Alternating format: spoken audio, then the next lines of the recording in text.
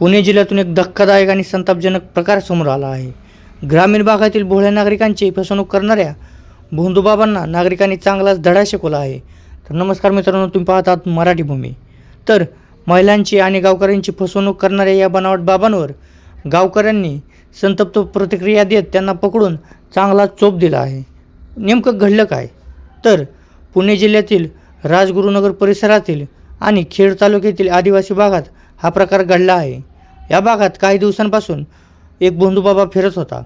लोकांच्या अडचणी दूर करतो, देवाची कृपा मिळवून देतो, समस्या संपवतो असे सांगून तो गाव फिरत होता। हा बाबा विशेषतः महिलांना आणि गरीब नागरिकांना लक्ष करत होता। त्यांच्या अडचणी ऐकून घेत देवपूजा, उपाय आणि तोडगे काढून देतो असे सांगत तो पैसे उकळत होता। तर मिळालेल्या माहितीनुसार एका महिलेला विविध प्रकारच्या अडचणी सांगून या भोंदूबाबाने तिच्याकडून तब्बल 5,000 रुपये घेतले। तिच्या घरातील समस्या दूर करतो, देवाची कृपा मिळवून देतो असं सांगून त्याने त्या महिलेकडून पैसे उकळले। महिला बोळी असल्यामुळे तिने विश्वास ठेवला आणि पैसे दिले। पण काही दिवसांनी हा बाबा पुन्हा त्या परिसरात दिसला आणि गावकऱ्यांच्या लक्षात आला।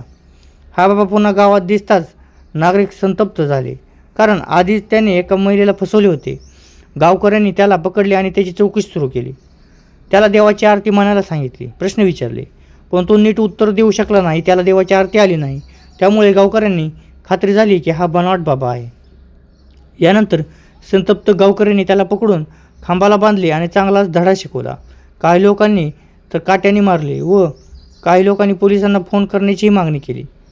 या घटनेनंतर गावकऱ्यांनी स्पष्ट इशारा दिले की गावात येऊन लोकांची फसवणूक करणाऱ्याला कोणत्याही भोंदूबाबाला सोडले जाणार नाही। ग्रामीण भागातील भोळ्या नागरिकांची फसवणूक करून पैसे उकळण्याविरोधात आता गावगाव लोक सतर्क झाले आहेत। महिलांचे आणि गरीब लोकांचे अज्ञात आणि अडचणी याचा फायदा घेऊन पैसे उकळण्याचा प्रकार अनेक ठिकाणी सुरू आहे।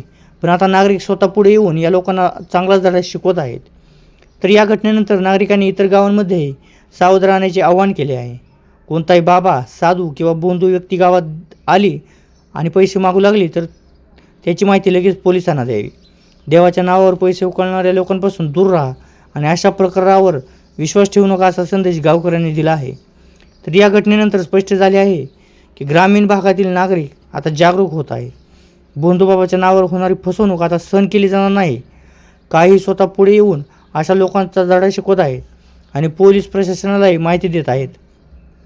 तर मित्रांनो, तुमच्या गावात असा भोंदूबाबा आला तर तुम्ही काय कराल? तुमचं मत कमेंटमध्ये एकदा नक्की कळवा। व्हिडिओ आवडला असेल तर लाईक करा, मराठी भूमी चॅनलला सबस्क्राईब करा आणि आपल्या चॅनलला सपोर्ट करायला मात्र विसरू नका। जय महाराष्ट्र।